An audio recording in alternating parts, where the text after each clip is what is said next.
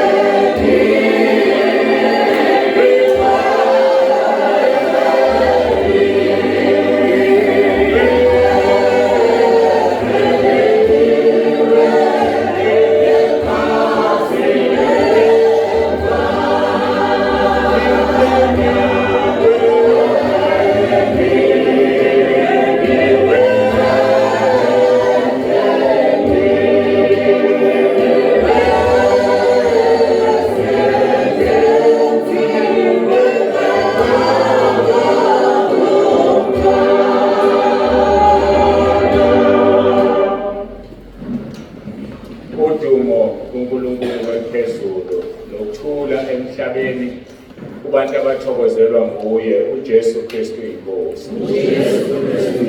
uJesu Kristu inkosi. uJesu Kristu inkosi. Nilale kahle wona. Siyabonga uNkulunkulu. Angibingelele abefundisi bonke okwesikhundla zabo, abefundisikazi bese kubomama befundisi. Kunomahluko-ke phela umfundisikazi noma umfundisi. Umama umfundisi ugane umfundisi, ushade umfundisi. So bese umama umfundisi-ke yena. Kodwa umfundisikazi lo obiziwe engowesifazane ungumfundisikazi. So kufanele sibabingelele nabo abafundisikazi. Mase sibingelele labo baba befundisi nomama befundisi. Bese baba bonke abakhona, bese kuba-ke nomama bakhona abazosisiza ukwenzeka kwezinto zonke ziphelele. Bingelela ama-ushers ami. Angizusho ukuthi umnezi nama-usher kodwa ngizusho okwamanje. Funa ngokuthi nawe eceleni bese ngibingelela umphathi wohlelo nosishayela insimbi ngesivumo sethu esithi uJesu Kristu inkosi. uJesu Kristu inkosi. Samusa musuvuma ukuvumela ngoba isewile uyiswa iplastic wena uzokuthi unembeza baba umphathi hlala esihlaleni esingekho iplastic siyacela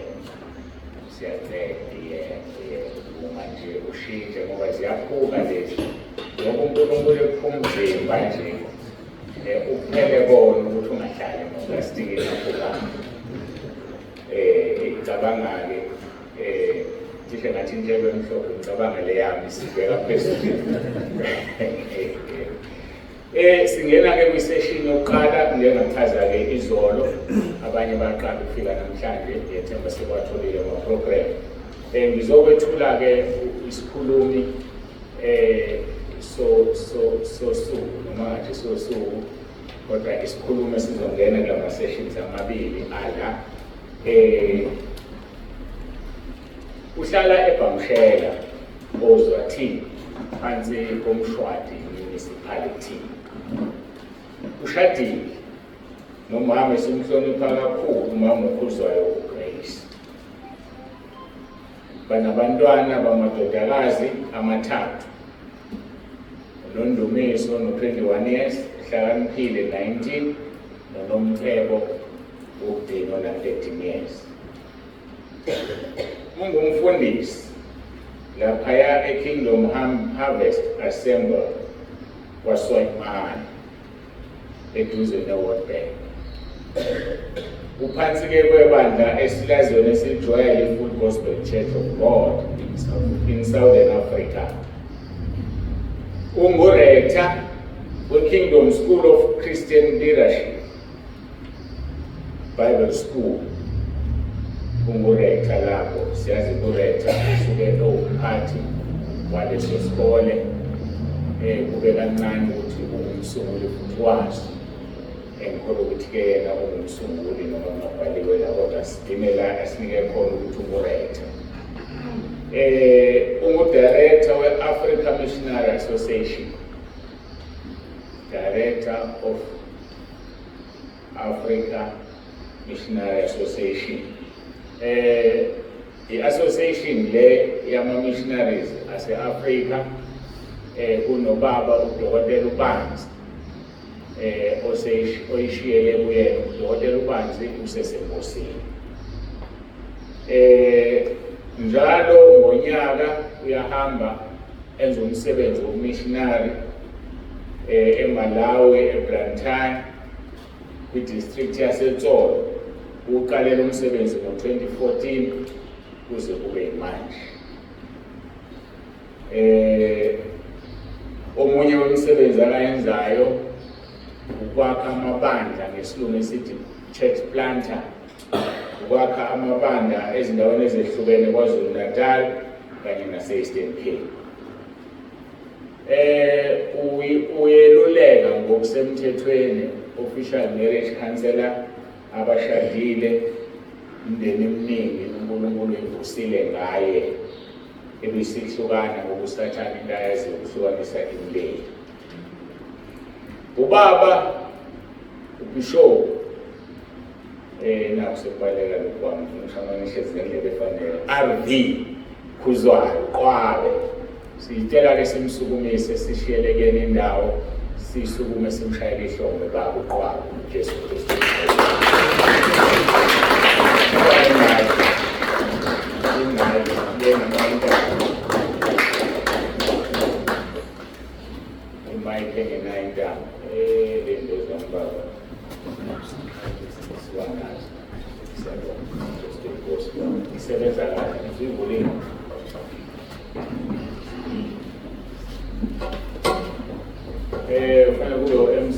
MC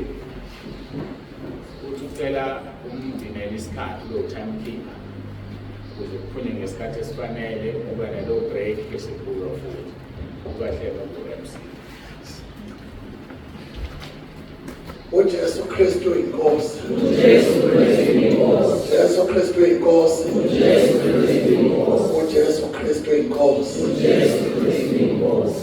Ngithatha leli thuba ukubingelela ubaba uSokhaya, umpostoli uNsibande, kanye nomama uNsibande nefamily yonke kaNsibande. Ngiyabingelela egameni lenkosi yethu uJesu Kristu. Ngibingelele bonke abefundisi, ngibingelela abavangeli bonke, ngibingelela abashumayeli namakhosikazi abo, ngibingelela i-sound team mhlawumbe osishayela insimbi kanye no-chorus leader abahlabelelayo. Ngibingelela ama-ushers asihlalisayo nasi asihlalisele kahle kakhulu. ngibingelela obaba nje bonke esinabo nomama nje bakhona ibandla lonke likaKristu abaholi bonke abakhona ngiyabingelela uJesu Kristu inkosi uJesu Kristu uyinkosi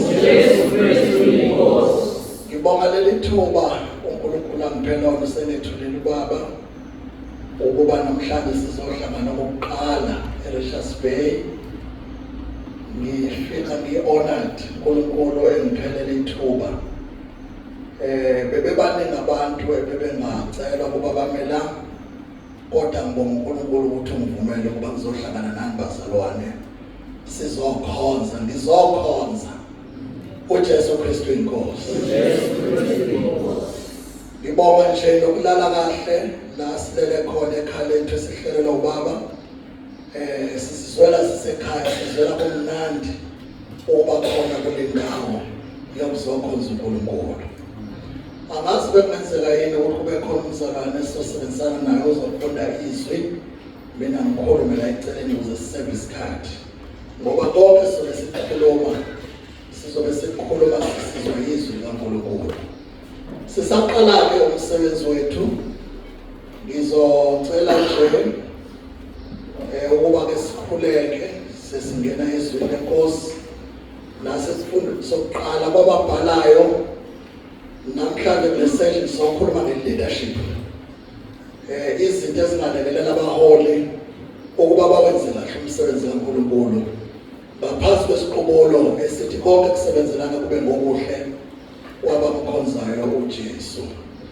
ngithanda ukubingelela nobaba wethu uZulu esihamba naye osuka emsebenzini la kusebenza khona eSwayman engizocela ukuba asivulele ngomkhuleko noma asithandazele asibongele izwi bese siyaqala-ke siyafunda ngizocela ubaba uZulu esihamba naye asiphe nomkhuleko abese-ke siqala izwi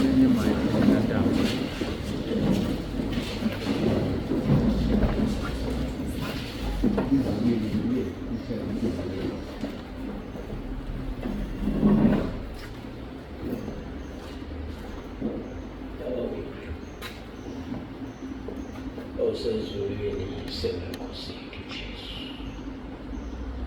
bayede ngonyama Yesu siphambi kobuso bakho uNkulunkulu wethu ongcwele sizokulalela uNkulunkulu omusa ehla ngonyama behlele enhlizweni zethu uzivule usigeke indlela zethu ukuba impela silizwisise izwi ingene ligxile enhlizweni zethu lihlale lihlahlamelise indlela yethu uNkulunkulu ongcwele akekho omunye uNkulunkulu oyoba uNkulunkulu phambi kwakho emva kwakho ungeke abe khona wedwa usomandla uNkulunkulu ophila phakade ongasoze adlula kudlula izulu nomhlaba izwi lakho uNkulunkulu wethu ongcwele liyophila phakade siyabonga uNkulunkulu wethu ongcwele silalela wena njengamanje uJesu Kristu uyinkosi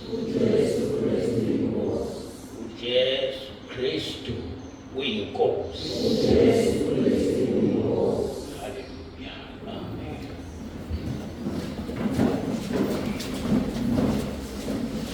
sibonga kakhulu kubaba uZulu osesivulele ngomkhuleko siyocela nje bazalwane ukuba sikhululeke ukufunda akufani nokushumayela sizocela nje ukuba ngicele kuneculo la before siqale isifundo sethu sokuqala elisilapha kumacilongo noma amagama okuhlobelela lawa icilongo levangeli unumber 69 elithi Nkosi ibheke ibandla lakho ingxenye nje number 1 naleyo kugcina kuphela akaze ebandleni ukhona ongake asiqalele ona nje sicole u69 1 and the last osibheke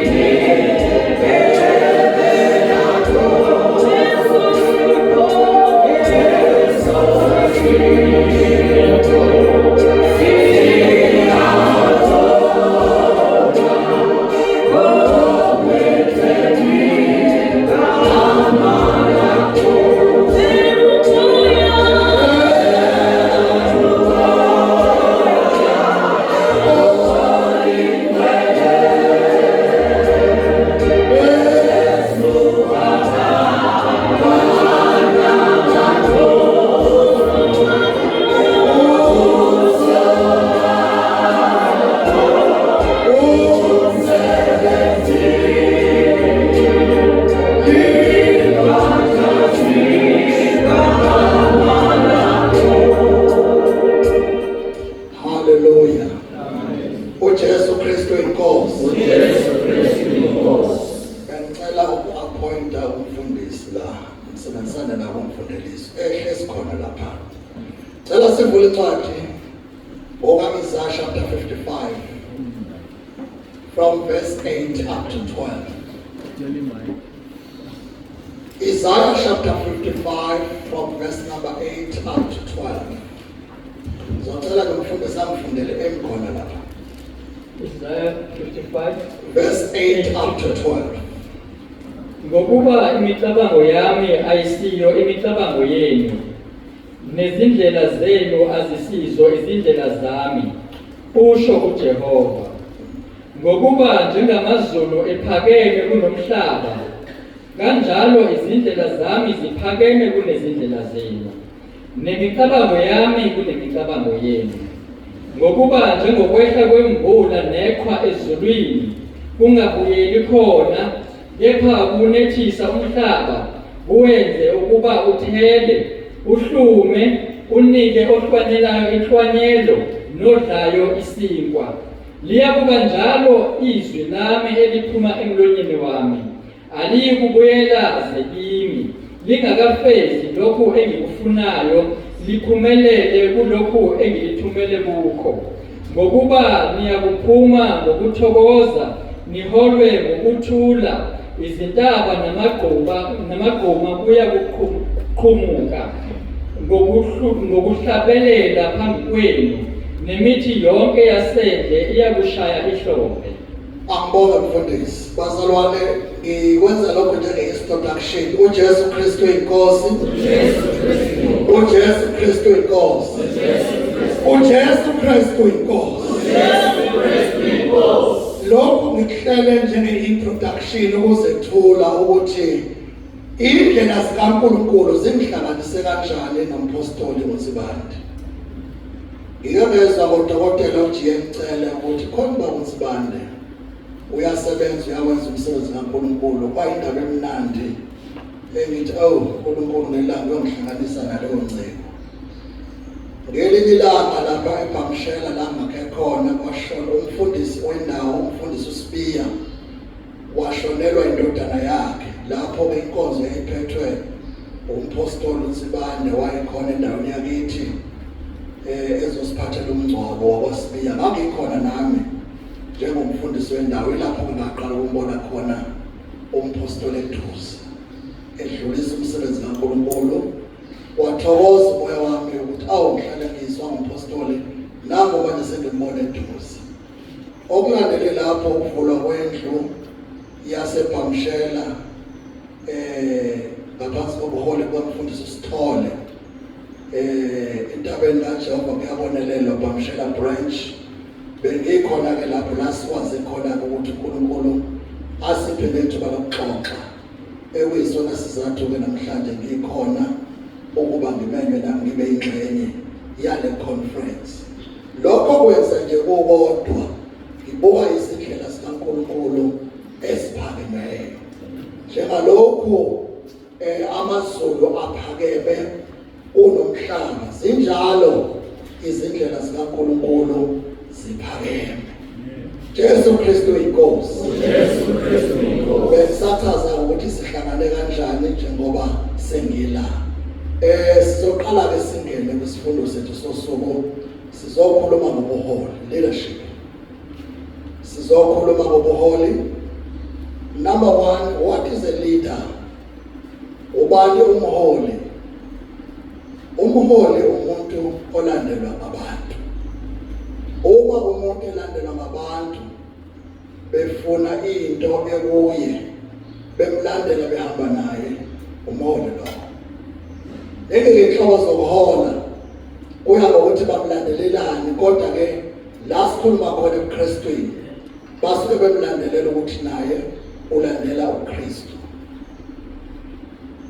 Iphonto elandelayo zimbili inhlobo zamaholi ezikhona.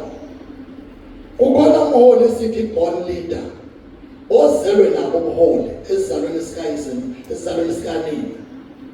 Singabiza ukuthi born leader ubonakala nje ebuncane bakhe mayilandela track record yakhe, ubonakala ukuthi ekhula unendaba ehambe leader, uNkulunkulu emphakamisa nomholi uzelwe ke uyiborn leader. Bese siba khona nomholi okhethwa abantu esingathi democratic leader ovoteliwe on a term of office ukuthi uzohlala isikhathi esingakanani kuleyo ndawo akhethwe kuyo. Yinhlobo ezimbili, sikhona lezi inhlobo zamaholi kodwa namhlanje ngizocacisa lezi zimbili. Umuntu ongumholi njengoba singabaholi la kusukela abashumayeli, ubavangeli, ozabefundisi, mhlambe abapostoli, mhlambe obishophi. Nasi izinto ezibalulekile umholi efanele abe nazo emsebenzini kaNkulunkulu kakhulu. Number 1, umholi into esemqoka kumele abe nayo, kufanele abe nombono, which is a vision. Masivule Isaiah 18 verse 29. A leader must have a clear vision. Umholi kumele abe nombono obekwe uNkulunkulu ophathelene nesizulwane esizayo. Ngoba umbono akusiwona wakho wena uphethe, kodwa wena uyi-carrier for the next generation. Ake sifundeke Isaiah 18 verse 29. Kubalulekile umholi mayihola abantu abe nombono ocacileyo. Proverbs 18 verse 29. Or 29. Okay, as for Habakkuk chapter 2, or cross reference there. Habakkuk chapter 2 verse 2 to 3. Or the Pambansele or 29 verse 8. Or as well as Habakkuk and Swinner Proverbs. Service card. Habakkuk chapter 2 verse 2 and 3. Only 2 verses. Umholi kumele abe nombono ocacileyo ukuze nabalandeli bawazi umbono. Mhlawumbe bayikhona omunye osetholile sibambe isikhathi avela funda. Habakkuk chapter 2 verse number 2 and 3. 2 and 3. uJehova wangiphendula wathi, ulobe umbono uqophe esibhebheni ukuba kufundwe kalula, ngokuba umbono usengowesikhathi esimisiweyo, uphuma ekupheleni, awuyikukhohlisa, noma ulibala ulindele, ngokuba uyakufika nokufika awuyikwephuza. So umprofeti Habakkuk ubaprofeti eBhayibhelini, kodwa abaprofeti kuthiwa bakhulu njengoJeremiah, njengo-Isaiah, njengo-Hezekiah. But lo Habakkuk umprofeti omncane esithi ama-minor prophet. uNkulunkulu uthi kuye ubhale umbono, ubhale ezibhebheni ucace, ngoba umbono wesikhathi esimisiweyo, noma ulibala ulinde ngoba uyofika. Umbono ovela kuNkulunkulu noma ungekubonakala manje, kodwa ekugcineni uzofezeka ngoba uzofeza icebo likaNkulunkulu. So iphuzukela lithi uma umholi ekhona, ngabe umshumayeli, ngabe umvangeli, ngabe umpostoli, umbono obekwe uNkulunkulu kuye kumele ucace, uzwakale, ubhalwe, ube clear ukuthi uNkulunkulu asiyephi, siye kwesizukulwane esisha. Ipoint elandelayo, umholi kumele abe ne-good character, kumele abe i-role model. Abantu bakwazi ukufunda kuye umholi ome phambi kwabantu. uKristu angaba isibonelo ukuthi waba isibonelo esihle uthina singamaKristu amlandela noma amamukela, ngoba wayeneqambo enhle uthina sonke siyibandla.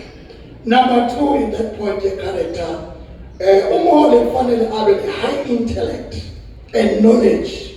Kumele abe nokuhlakanipha, abe nalo futhi ulwazi. Lutholakala kanjani ulwazi? Khona ulwazi oluthola uNkulunkulu direct, alwehlisele kuwe. Khona ulwazi olufunwa kuwe through ama-sources akho emhlabeni ukuze ube nolwazi lwey'ntethile.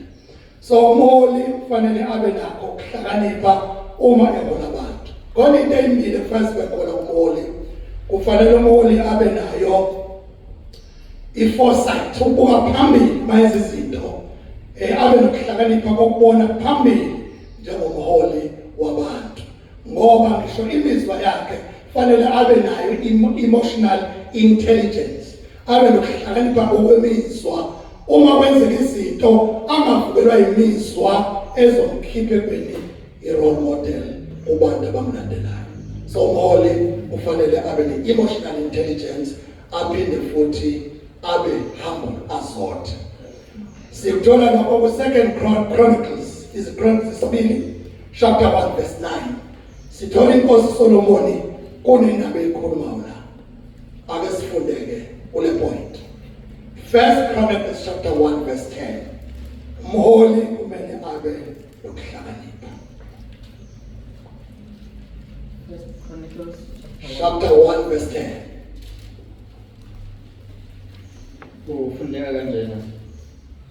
First Chronicles chapter 1 verse 10. Yes. Ukhushe It's a chronic, Second Chronicles. It's a Chronicles, the Second Chronicle. Not Corinthians. Chronicles is a chronic.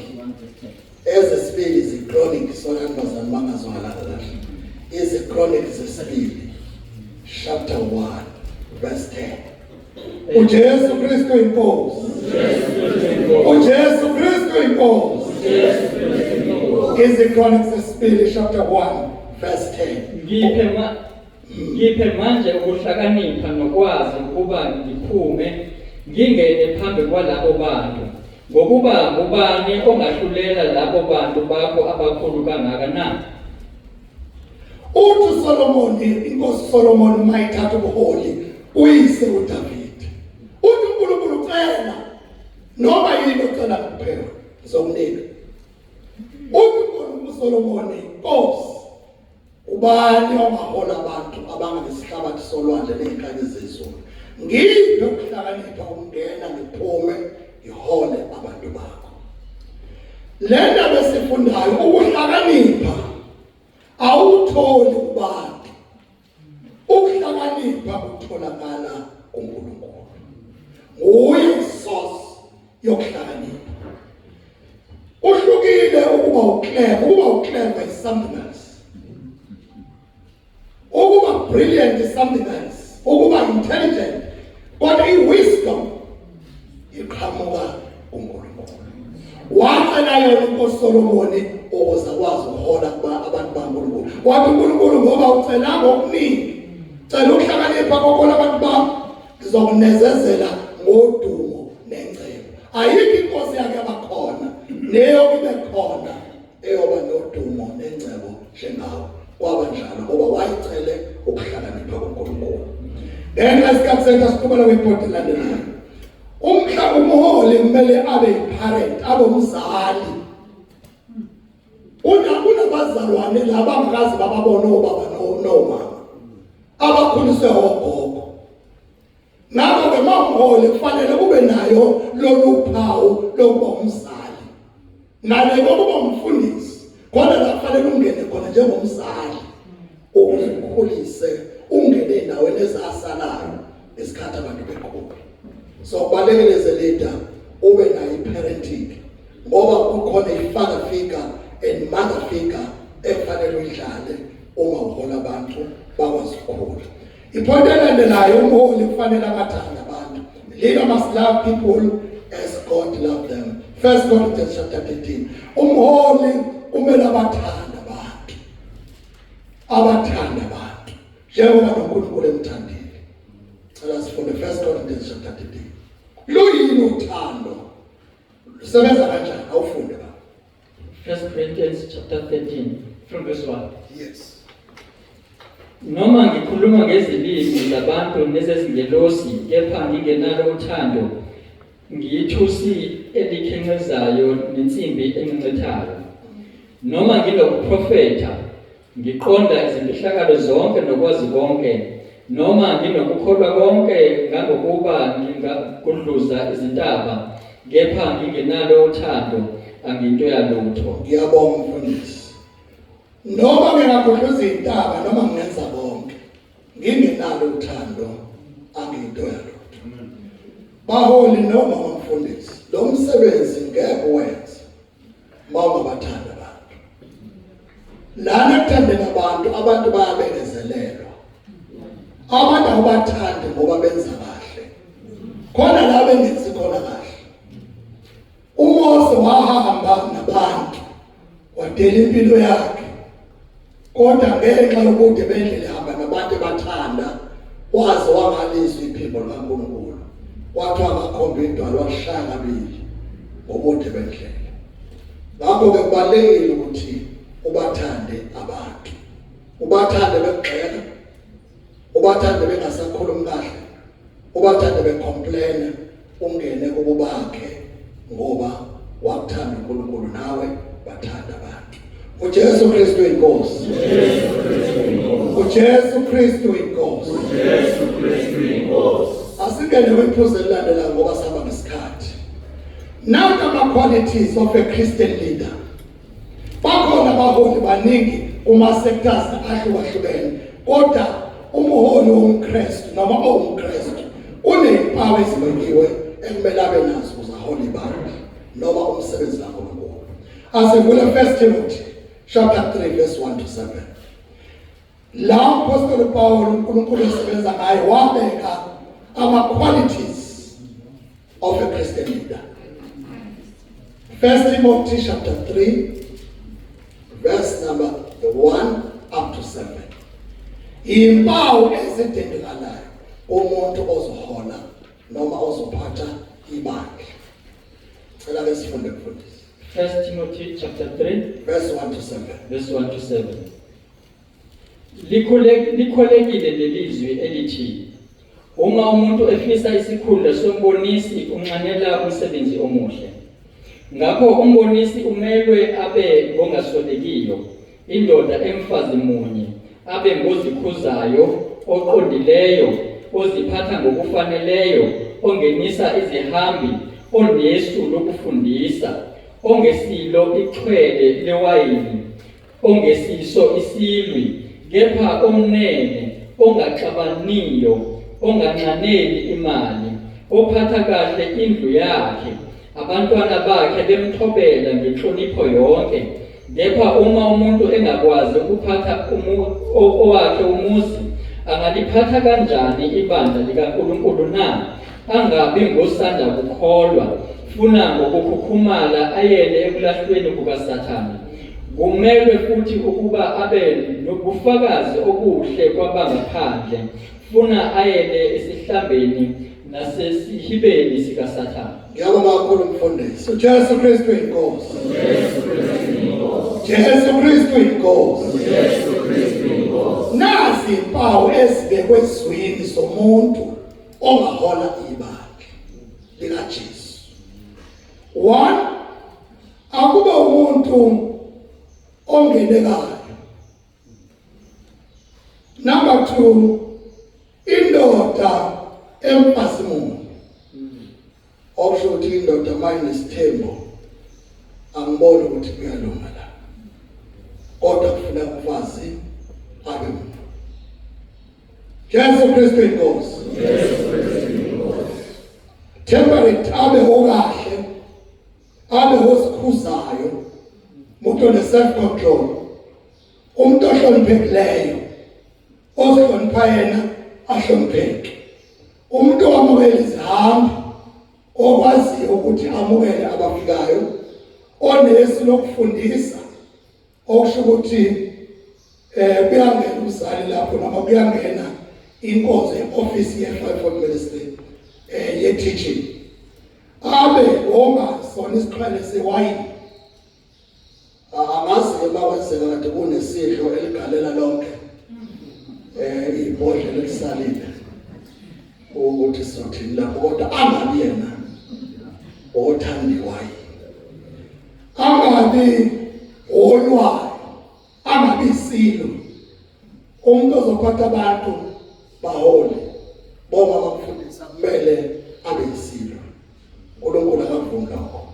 Angabi othanda imali, hayi ongayidingi imali kodwa othanda imali. Ukudinga imali nokuthanda imali ayifani lezi zinto. Angabi othanda imali, ophatha kahle indlu yakhe nabantwana bakhe bemthobela ngenhlonipho, angizwa la kuthiwa iy'ngane zakhe zibe ey'sindisiwe noma ey'kholwayo, kodwa kuthiwa ezimthobelayo ngenhlonipho, ngoba ukukholwa kuwumusa owehlela kumuntu komuntu. Abe wophatha kahle umuzi wakhe, ngoba uma umuntu engakwazi ukuphatha kahle wakhe umuzi, angaliphatha kanjani ibandla likaNkulunkulu? Angabi hosana kuphenduka. Siyasibona nje basangumhlaba nje, ngake ngaxoxa nomunye umfundisi wathi waphenduka ngayizolo, ngakusasa wayesegcotshwa ephathe ibandla. Ngake ngakubona lokho, usekhona namanje, usengumfundisi namanje, waphenduka ngayizolo wagcotshwa ngakusasa. Mawubuka ukusebenza kwakhe akayiqondi balento ukuba umfundisi chaza uthini, ngoba washeshe wagaxwa ibhande kusafuneka afunde ukukholwa, angabi hosana phenduka. Abanye abafundisi bagcotshwa ngakaphendusha unyaka odwa bephendukile. Lithi iBhayibheli angabe kanjalo. Onegama elihle kwabangaphandle, ngoba kungenzeka thina abantu abangaphandle bayakwazi umuntu oyikholwa ngempela ongaphakathi. Thina singaphakathi asikwazi ukubona, ngoba bakhona abantu abangaphakathi abagudi ekwazini ukupretenda, bazenza into abangesiyona nangaphakathi. Mhlawumbe bazalelwe khona, mhlawumbe bajoyine khona, kodwa abangaphandle bayakwazi ukubona. Ngakho kakabe negama elihle kwabangaphandle. Okusho ukuthi abagcobayo fanele benze thorough research before baordene umuntu.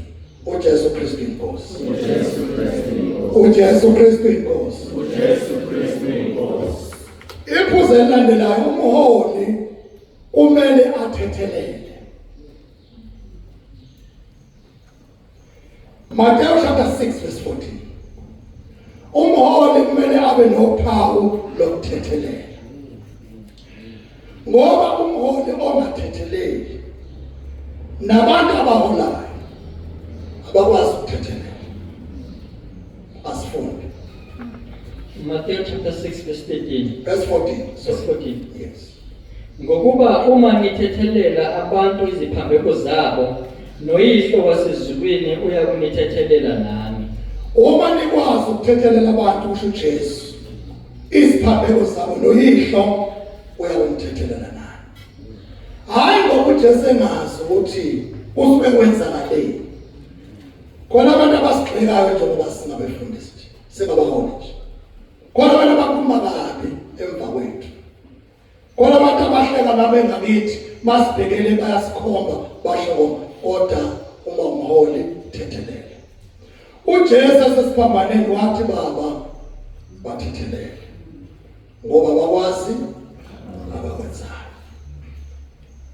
Njengoba silanje bakhona abantu abakwenze kabi, bakhona abantu esebebafisa ukubona ufile, kodwa ngenxa yokuthi singamaKristu bathethelele.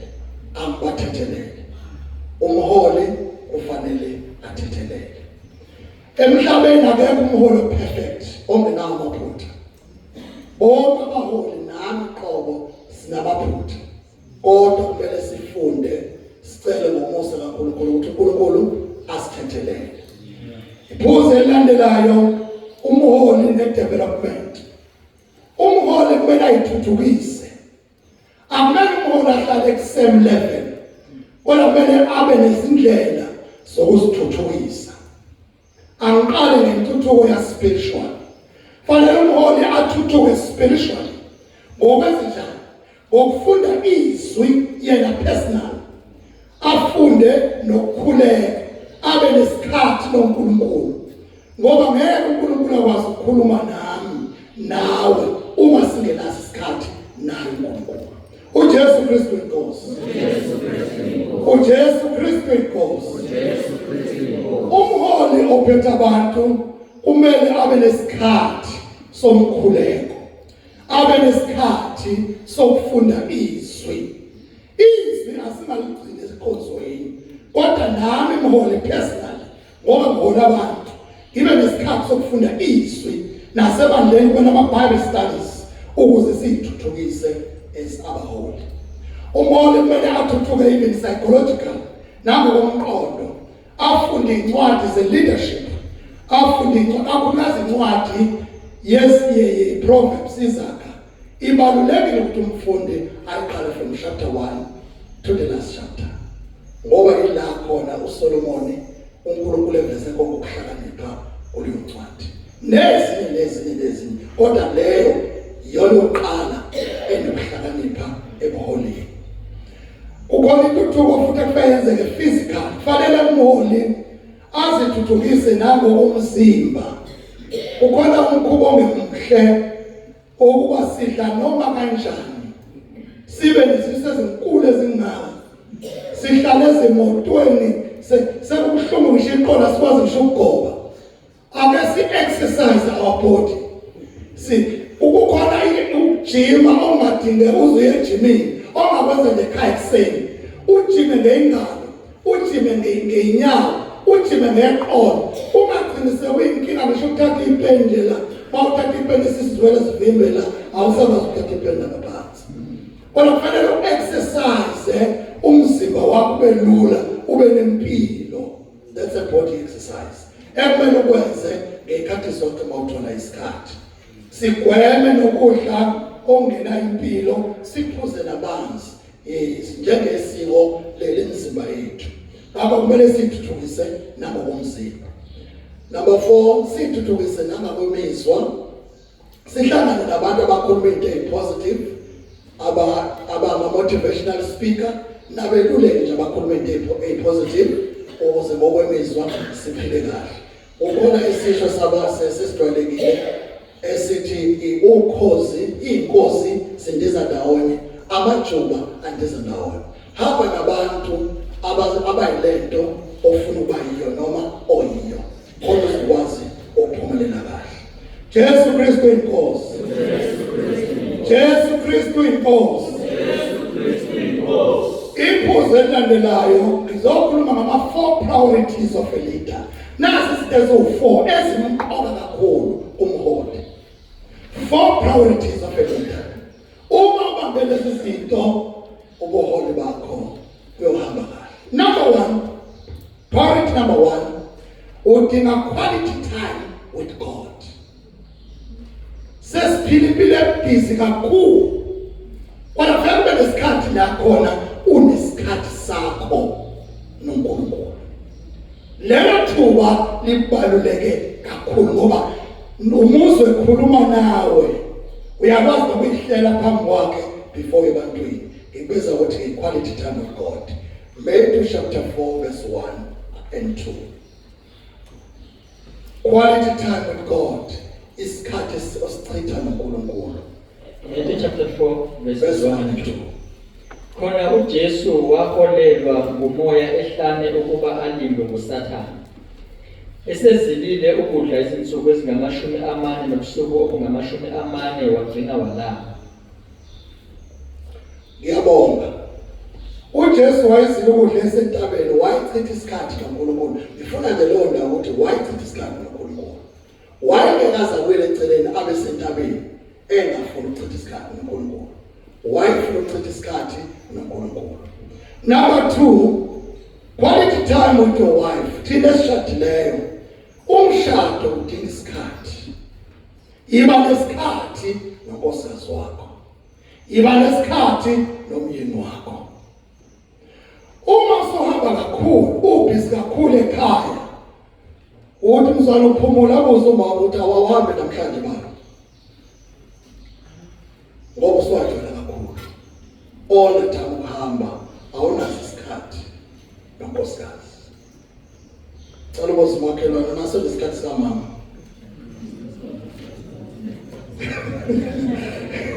Cala ubuze umakhelwane isikhathi lesikhathi samama. Ngabe umama wasuka ekhaya wayezobuka indoda. Wayezobuka ekitchen. Wayezobuka egcekeni. Njengoba adela abakubo, wadela abafowabo, wadela ubaba nomama, wadela izinto zakhe empilweni, wanquma ukuza kuwe. Uphiwe namaholi. Yilapho-ke inkinga ziqala khona. Iba nesikhathi nonkosikazi wakho. Iba nesikhathi nobuyeni wakho. Nami uma ubhizi dayisa amagwinya uyasebenza awathu uma udayisa amagwinya lapha. Ubhizi nangesikhathi la kufanele anikeze isikhathi nobaba ishe ekhaya umama useneswa abantwana useneswa isisebenzi yonke into where auntie udayisa ubaba wakwakho esisebenzini. Yiba nesikhathi nomyeni wakho, yiba nesikhathi nomakoti wakho noma nomama wakho. Isikhathi sesikhathi, time for church, isikhathi sokwenza umsebenzi kaNkulunkulu. Sokwenzile waba nesikhathi nenkosi, waba nesikhathi nomama, sekumele manje ube nesikhathi nebandla. Engathi ke kune delegation lapho sisebenza as a team ebandleni ukuthi sesiyasebenza sisesikhathini sokwenza umsebenzi kaNkulunkulu. There's a time for church or time for ministry. Abese kokugcina rest and recreation. Kumele ube nesikhathi sokuphumula. Akekho umuntu omshini, akekho umuntu oyimoto insimbi. Wonke umuntu uyakhathala. Futhi mawusukhathela ingqondo ayisebenzi kahle. Kumele kube nesikhathi la uphumula khona ukuze izinto zonke zibe fresh, zilungele ukuthi zenzeke. Okulandelayo, a leader and a training center. Umholi kufanele abe nesikhathi sokuyiqeqesha kakhulukazi kunesifundo la abafundayo ekufanele umholi asithole esibiza ukuthi homiletics, isifundo sokushumayela. Kubalulekile lesi sifundo sithole uzwe izindlela zokuthi uma umphambi kwabantu kushunyelwa kanjani. Unomehluko umuntu ofunde otrainiwe nomuntu ongatrainwanga. Ngiyakhuthaza ukuba bonke izisebenzi ziye ey'ndaweni zokuqeqeshwa zikwazi ukuqeqeshwa khona. Okulandelayo, a leader and a great commission. Umholi nomyalelo omkhulu uJesu akhuluma ngawo. Wonke umholi kufanele abe kingdom minded, abe Christ centered, abe nomqondo wombuso kaNkulunkulu, abe nomqondo kaKristu. uJesu Kristu inkosi. Kafishane ngenxa yesikhathi Mark chapter 16 verse 15. Mark chapter 16 verse 15. Wonke umuntu ayisebenzi kumele abe nomqondo okuhanjiswa kwevangeli. Mark chapter 16 verse 15. Yes. Wayesethi kubo, hambani niye ezweni lonke nishumayele ivangeli kukho konke okudaliweyo. Yes. Okholwayo ababhathizwe ukusindiswa, uyakusindiswa, kepha ongakholwayo uyabulawa. Ngiyabonga. Lana evangeleni noma ekhambiseni umbuso kaNkulunkulu kumele ube khona inkonzo zokuvangela lapho nasivangela khona njengabaholi siphuma semphakathini sihambe siyevangeli. Abangeke bavangele mhlawumbe abasebenzayo lukhona uhlelo lwama-home cells ungena emakhaya hambe sivangele emakhaya. Lukhona lwe-mission kwaba nobizo lwalo ukuba bahambe sivangele nakwamanye amazwe. Lukhona uhlelo lwama-leadership summit la khona ubuholi bozokwazi nabo ukuthola ithuba lokuba luhambise ivangeli. uJesu Kristu inkosi. Bese kuba leader and the church administration, ubuholi kanye nokuphathwa komsebenzi. Sine department ebandleni ka-Sunday school kufanele kube khona babhekele lo hlelo lwabantwana.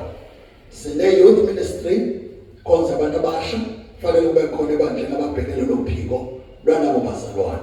Sinenkonzo yomama ephathwa umama Lady Bishop noma Lady Apostle okuyena ongamele inkonzo yomama. Sibe nenkonzo yamadoda, sibe namanye ama-project noma ama-department njengokuba ebandleni kube khona uhlelo lwe-finance, mhlawumbe kube khona abakhayo, kube khona mhlawumbe ama-sports, kube khona i-transport, kube khona ama-intercessors, nobunye ibandla lisuke likuhlelile. Zonke sibe nabantu abakumeleyo, konke kungene ngaphansi kwe-umbrella ka-apostle wasekhaya noma i-founder yebandla ukuze ashaya isithembiso bese umsebenzi uyaqhutshwa. uJesu Kristu inkosi. Ifuze landela leader and the intimacy with Jesus. Umholi novuthondaba noJesu. Fanele umholi afike kuvuthondaba noJesu. Uyenzeka uMoli abe khona kanti wajoyina nje inkonzo. Akazangene kahle uvuthondaba noJesu. Uvuthondaba noJesu luqala ngempilo yomkhuleko. Phila impilo yokuthandaza. Impilo yokuthandaza iyona sinqoba ngayo. Yiba umuntu oyihlambululayo. Siyafika izinto sidaleka inkinga. Ufike kube mnyama, hlambuluka kubani? Lapho bonakele khona. Mabonakele uNkulunkulu yenkosini. Mabonakele ebandleni yebaholi. Uma bonakele kuwe as a person, cela iseluleko eceleni. Kuyabe ukuthi bonakele kuphi. Funda ukunikela, funda izinto esesichazile bese ufunda nokuthobela umoya oyingcwele. Umoya oyingcwele uyalalelwa. Ubaba umpostoli walinganisa izolo ukuthi uyuthunwe lini izulu nemoto ngamento ahambe lapha ngoba uyalalela uhambe. uJesu Kristu inkosi. Ubona kunabantu uNkulunkulu asebenza ngabo nangasebenzi ngabo. uNkulunkulu akasebenzi ngomuntu ongamlaleli. uNkulunkulu usebenza ngabantu abamlalelayo. Ibona hamba nabo. Iphuzu elilandelayo, a leader in an advisory board. Umholi kufanele abe khona la elulekwa khona. Angeke uzazi zonke izinto. Khona izinto ongazazi, khona izinto ongazi-understand. Fanele kube khona uphiko la ululekwa khona uma uthatha inqumo uhola abantu. Okulandela leader and a mentor. Uyafunakala umuntu bafundisa abancane ebandleni njengala ukhona umentor, umpostoli. Zonke izinto zenzayo kuma branch, uconsult ubaba wasekhaya, uthole izeluleko, uthole mentorship, uthole weluleko, uthole guideline. Ungenza izinto emabranchini wedwa uzululeka abantu bangaphandle. Iseluleko sonke salomuzi silapha ekhaya ukuze izinto zonke zihamba ngokuqonda.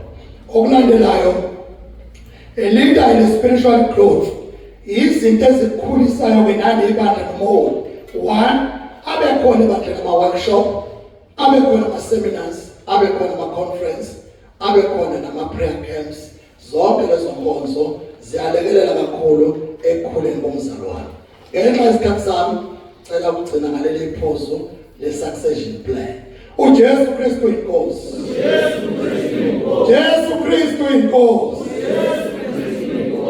Ngizogcina ngale point ethi succession plan. Uma uNkulunkulu ekubekile njengamanje usebenza, ubani oqhubekayo emva kwakho? Izinto zethu eziningi ezinhle ziwa ukuthi akekho oqhubekayo ohlelela ukuqhubeka.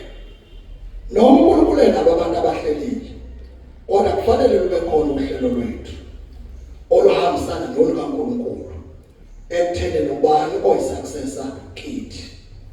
Mangenza isibonelo Joshua chapter 1 verse 8. uMoses esetshenziswa uNkulunkulu, isuccessor yakhe kwaba uJoshua. Uyena wathatha intambo ngoba kwakusho uNkulunkulu ukuthi akuthathe Joshua. Asifunde. Lapha mase qala ukuhola emveni kaMoses. Joshua chapter 1 verse 8. Le ncwadi yomthetho mayingasuki emlonyeni wakho, kepha wozidla ngayo imini nobusuku ukuba uqaphele ukwenza njengakho konke okulotshwe kuyo, ngokuba lapho uyakuhlahlamelisa indlela yakho uphumelele kahle. Amazwi lawo akhulunywa uNkulunkulu ewasho uJoshua esethatha ubuholi emveni kaMoses. Ngokusamaraza nje ngisheshise, inkosi uDavid mayiqeda, uNkulunkulu wathi kube indodana yakhe, inkosi uSolomon. Sengcina uma iqeda umpostoli Paul, 2 Timothy chapter 4 verse 2. Uma iqeda umpostoli Paul, wabe sekuthatha uTimothy waqhubeka nomsebenzi. Ngithi-ke kuthi nabaholi uma uqeda ubani oqhubekayo? Ngoba phela umsebenzi awupheli ngami, uyaqhubeka. Noma ngasekho umsebenzi uyaqhubeka. Who is your successor? uNkulunkulu eseqedile nawe. Asifunde. 2 Timothy chapter 4 verse 2. Shumela izwi, uqinise, noma kuyisikhathi noma kungesiso. Sola, ukhuze, uyale ngakho konke ukubekezela nokufundisa. Yes. Amazwi lawa akhona umpostoli Paul okugcina esejele boshiwe eMaroma ekhuluma nesuccessor yakhe uTimothy shomana izwi kwesikhathi noma ngesola uyale ngakho kokulunga masiqhubeka lapha verse 6 mina sengiyanikelwa nokuhamba kwami sekufikile ngiluyile kulokuhle ngiqedile ibanga lami ngigcinile ukukholo sengilindele umqhali yangu phakathi nenkosi hayi mina ngedwa nabangcwele bonke ngiyabonga abangcwele Exodus 4 verse 1 ikhona into ayiphethe esandleni njengoba sikhuluma ngesuccession yini oyiphethe esandleni yini uNkulunkulu akunikeze yona Exodus 4 verse 1 Exodus 4 verse 1 to 3 1 to 3 yes uMose waphendula wathi kepha bheka abayokukholwa yimi bangalandeli izwi lami ngokuba bayakusho ukuthi uJehova akabonakalanga kuwe wayesethi kuye uJehova kuyini lokho okusesandleni sakho na wathi yinduku khona wathi yiphonse phansi wayeseyiphonsa phansi yaphenduka inyoka uMose wayibalekela ngiyabonga asibasimela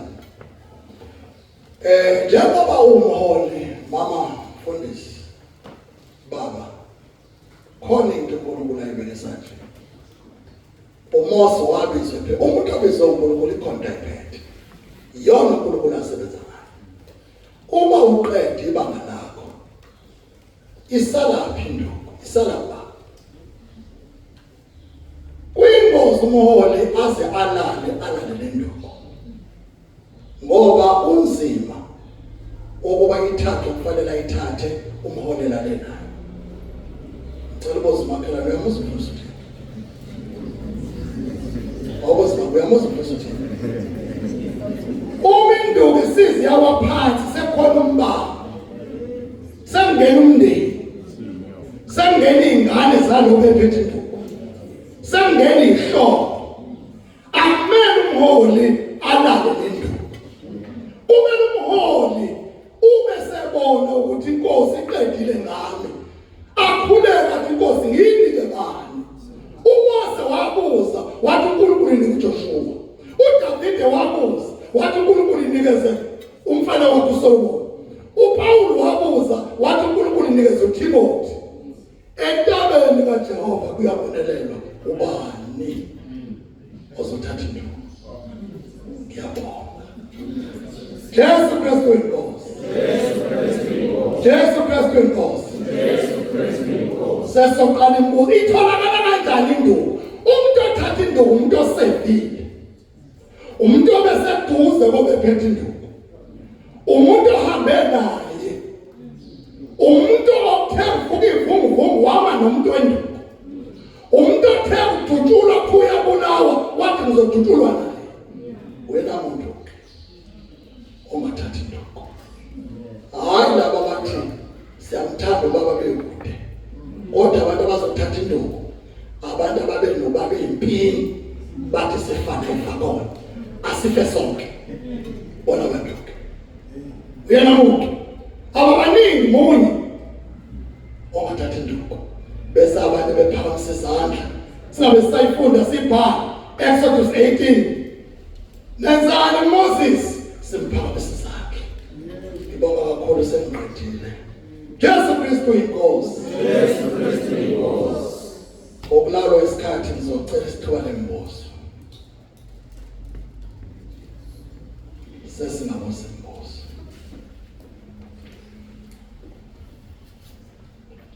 okunento mhlamba angacacelwanga yona la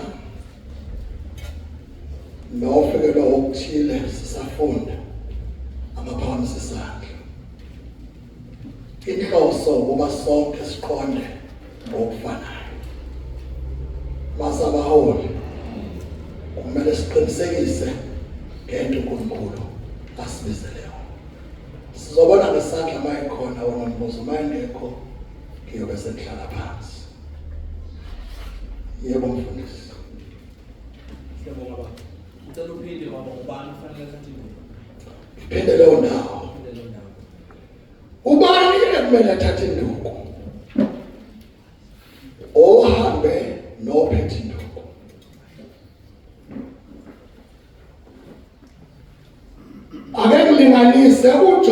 uJoshua uhambe noMoses. Akukho la sike sabona khona uJoshua emelana noMoses. Bamvukela bonke ama-Israyeli phandlwa endleleni, kodwa uJoshua akaze amvukele uMoses.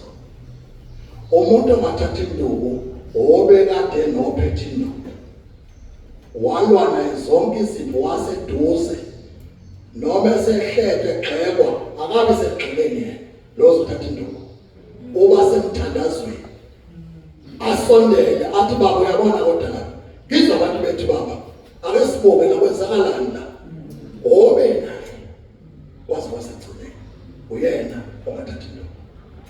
Akazi komphendula ngemfundiso. Yes. Mhlawumbe ngicela ukubuza lapho ukuthi akwenzeki yini ukuthi ozothatha induku aqhamuke ngaphandle. Ngicela ukuthi ucacisa lapho. Ozothatha induku angabi phakathi la kodwa avele ngaphandle. Ukusho ngaphandle kokwenziwa. Engabi bikhona phakathi esontweni. Yeah. Cha kwenzeki. uJoshua wayengaphakathi, uSolomon wayengaphakathi, uTimotheo wayengaphakathi. Akwazi umuntu ongaphandle athathe izinto zangaphakathi. Akwenzeki. Ngisacela ukuqhubeka kancane futhi. Yes. Khona into engiyikhumbulayo kancane ezweni. Kuke kwafika isikhathi la khona uJuda enza leyamomo ishayenza. Kwase kwakhethwa uMathiya. Angikhumbuli kukhulunywa kakhulu ngoMathiya, kodwa sizwe sekuvela uPawulu. Awukucacisa lapho ukuthi uPawulu uvele kanjani. uPawulu akazange abebikho kulaba ababophelwa unkatho, kodwa sithole sekuba wuye ozovelela esikhundleni sikaMathiya. Okay, lapho ubizo likaPawulu lwalo direct. Into kaPawulu ehlukile. uNkulunkulu wayeqala ipheje elisha ngoPawulu. So zikhona izinto zokungenelela kaNkulunkulu ezingahambi ne-routine ejwayelekile. Njengoba sifunde eqaleni sathi izindlela zikaNkulunkulu zinjani? Kodwa ke kuneline esikhuluma kuyona, ubuholi noma isuccessor iqhamuka ngaphakathi. Yes, Matthias. Ngicela sinikeze ubaba ithuba isikhathi. Ngiyabonga. Jesu Kristu inkosi. Jesu Kristu. Ngicela ukulekelela kule ndaba ebuzwa lensizwa. uPawulu wayelokho ephethwe eJerusalema akazange aphathe. Yes. uNkulunkulu uJesu wamthuma kwabezizwe.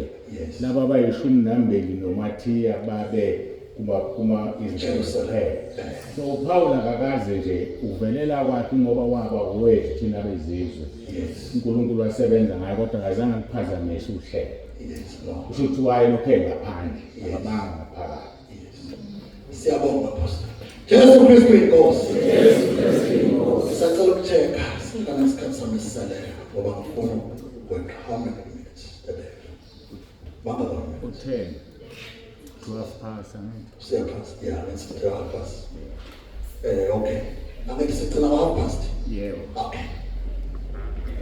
Mhlawumbe umfundisi umbuzo olula nje. Ubaba noma umfundisi uma ngabe induku ikumama, ungenzeka induku ukuthi ibe umama uma ngabe sekuhamba ubaba. Induku ibe umama. Ngicela ukuthi ke sibuke la amabandla noma umsebenzi kaNkulunkulu ohlukene. Khona amabandla amabhizinisi omuntu oliqalile. Ekungewona ukuthi ibandla leli elihamba ngeplan yesizukulwane esizayo. For instance, ama-ministries lawa amasha. Iningi lama-ministries amasha amabhizinisi mawuwabuka i-operation. Amabhizinisi alomuntu oliqalile. Lolo hlelo lwebandla liyogcina uma induku ehamba lophethe induku iwele kumama ngoba leli business isitolo sasekhaya. Kodwa i-kingdom minded think into evela kuNkulunkulu ezulu nezulwane ayikwazi ukuba kumama ngoba umama umsizi kababa esaphila. Induku ithathwa indodana kamoya, indodana yobizo, indodana esevile, indodana yendlela yobizo eyaphambili. Umama umsizi wami ekhaya, indodana yohlala imhlonipha umama, kodwa ukuqhubeka kwenkonzo ukundoda ukusuccess akukho umama. Mhlawumbe kwenza follow up mfundisi. Ucotshiwe impela lo mama. Okay. Ucotshiwe nebandla liyambona besebenza naye vele ubaba. Okay. Ngogcobo lwakhe ubona ukuthi phela uNkulunkulu umphile. Umphile. Uyamsebenzisa ebandleni, uyamsebenzisa nobaba nomama, uyamsebenzisa uNkulunkulu. Okay. Induku mayisiwela kuyena bengibuka lokho-ke ukuthi ngeke niwele induku koyedwa kwabo. Mhlamba lesibuko ukuthi kukhona lokusho uNkulunkulu ngalokho. Amen. Ngoba singabuka thina sifanele kodwa uNkulunkulu khona into ayishilo ngalokho. Ngoba uNkulunkulu ayiphikisi. Kambe kumele sibuke lapho ukuthi uNkulunkulu utheni ngesuccession. Uthe iyaba. Kambe singaphuma lapho. Bezwana. Yabo, ukhona umfumbozo ngasiphela isikhathi. Asithole yebo mzalwane. Jesu Kristu inkosi. uJesu Kristu inkosi. Ngisacela ukubuza lapha baba ukhuluma nge-quality time. Kukhona la ukhulume khona ukuthi umama abe nesikhathi nobaba benesikhathi nomama. Ngicela ukubuza umbuzo wami la ekuthenini uma umfundisi ongashadile ungowesifazane uwela kuphi lapho? Cha, awungeni lapho. Cha, lapho awungeni. Wena uyikhonzela inkosi wena ngena kokuthatha. Unesikhathi noNkulunkulu, unesikhathi nebandla, une-rest and direction, uyaphumula, uzenzele okwenzayo, uyiyele la uyakhona ukurelaxa, awungeni lapha ngoba ukho. Ngiyabonga. Ukhona mntanambuzi. Ukhona mntanambuzi. Sengiyavala-ke sengibuyisela umphathi ohlelo uma bekhona. Ngiyakutholisa Mbongi. Lo mbuzo wami ngizowenza ube-controversial angazi ukuthi ufikiswa yini. Okay. Ithe incwadi ngasekuqaleni onqanele uba umbonisi kufanele kube omama munye. Yes. Haleluya. Yes. Ngiyenzeka ukuthi kube nombonisikazi engenamuntu. Umbuzo wami ulele lapho. Amen. Usho umholi wesifazane. Yebo. Ongenamuntu. Ongenamuntu nje badesha udadewethu.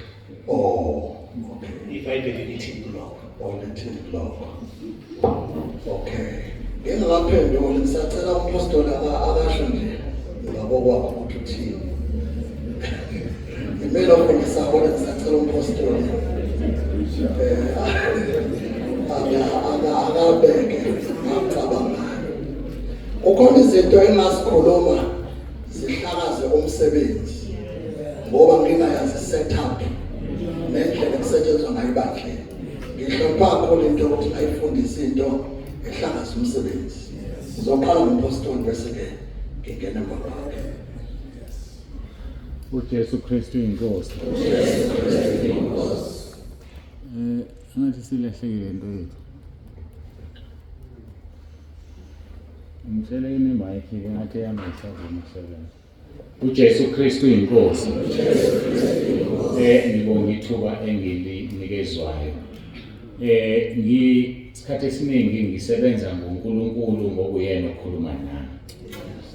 Alikho izwi elithi makangabi umholi ongaganiwe. Alikho elinjalo. Kodwa kuba nezinto eziningi futhi sakhuluma ngomuntu wesilisa. Kunezinto eziningi ezimbambayo ukwenzisisa umsebenzi kaNkulunkulu ngoba uyedwa.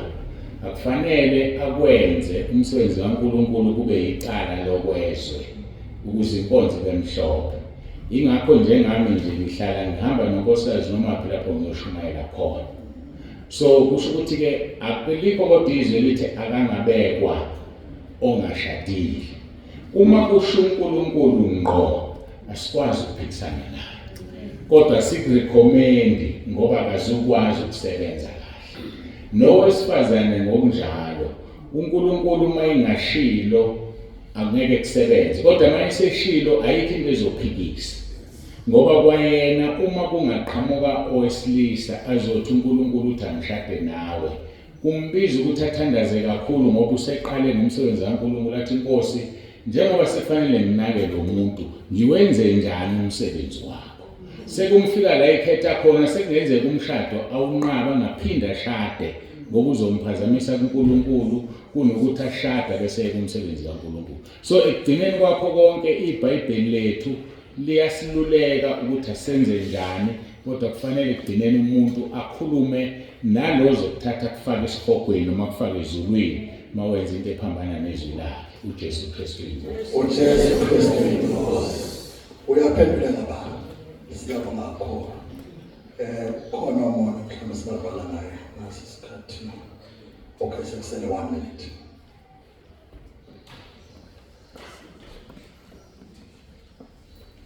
Sengathi sewenele. uJesu Kristu inkosi. Jesu Kristu inkosi. Jesu Kristu inkosi.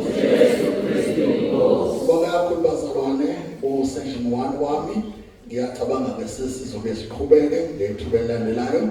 Sesinika section 2 lana babe sikhuluma ngomshado, sesingena nesiJuly endabeni yasemshadweni. Ngiyabonga kakhulu. uJesu Kristu inkosi. uJesu Kristu inkosi.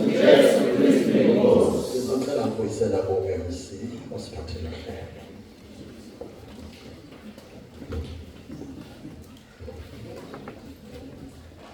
Nasiqedi bangalethu lokuhamba lapha-ke. Inhlupheko kuphelile, sohlangana nabo, abasandulela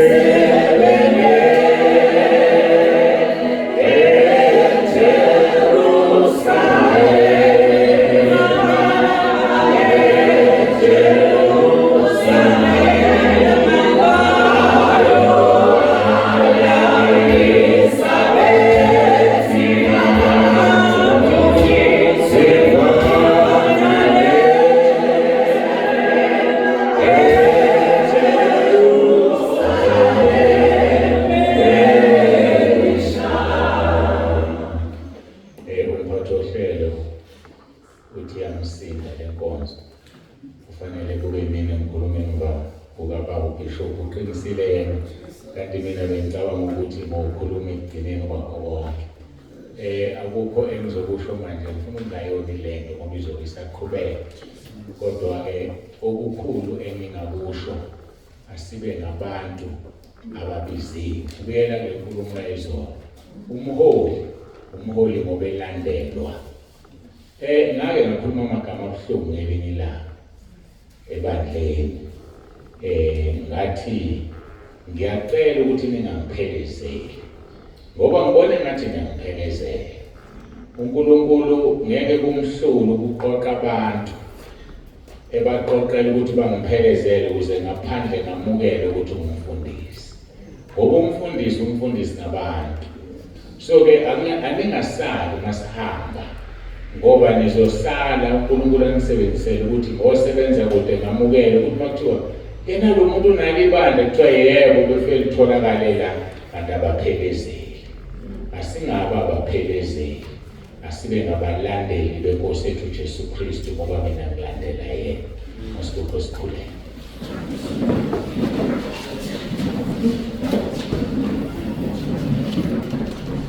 Baba ongcwele, Baba olungileyo, uNkulunkulu wethu onomusa, siyazithoba phambi kobuso bakho. Asinayo omunye uNkulunkulu esingamguqela. Basho njalo abangani bakaDaniel, uShadrach, noMeshach no-Abednego. Bathi Nebukadnezar, ngeke siguqe kulesi sithombe osimisileyo. Siyazi uNkulunkulu wethu uzosindisa siphephise. Noma ngabe akasiphephisiki, kodwa makwazeke kuwe ukuthi ngeke siguqe. Babekhombisa ukuthi bakulungela ukufa kulowo mlilo, kodwa sibona ungena kanye nabo ucishanga umlilo, kodwa wasusa amandla emlilweni, waba umlilo ngegama. Siphambi kobuso bakho Nkosi, sisize sibe nawe kukho konke sikwenzayo, kusikwenza umsebenzi wakho, sinqobe ngawe ngoba ngeke sinqobe ngaphandle kwakho. Siyabonga ngenceku yakho, siyabonga ngomntwana wakho Baba uKhuzwayo. Ngiyacela Nkosi umbusise, umbiyele. USathane akayifuni le nto ayenzayo, kakhulu nesession elandelayo yokuzovusa imishado yabantu, yokuchaza ngemishado.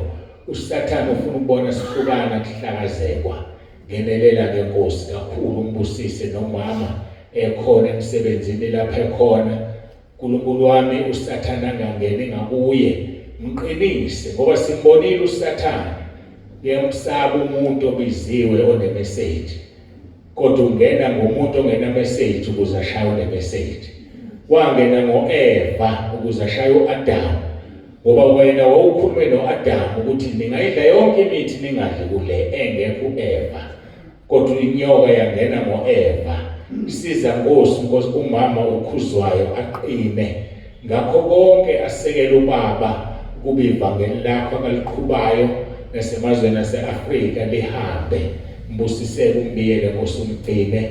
Nathi-ke kule break sicela ukuba kanye nawe usilondoloze, sisazobuya siqhubeka, uhlale unathi njalo Moya Ongcwele. Konke lokhu sikucela ngokunikeza wena udumo ngesivumo sethu esithi uJesu Kristu inkosi. uJesu Kristu inkosi. uJesu Kristu inkosi. Amen.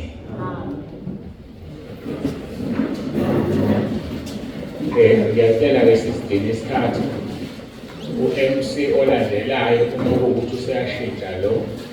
Ngibonile into eyenziwe u-MC current.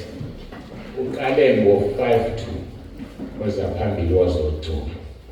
Mhlawumbe kuzosiza lokho ngoba nesikhathi so-MC sincane kakhulu, su-10 minutes, kuze nabasemindlini ey'ncane basheshise babone ukuthi sekuyaqala.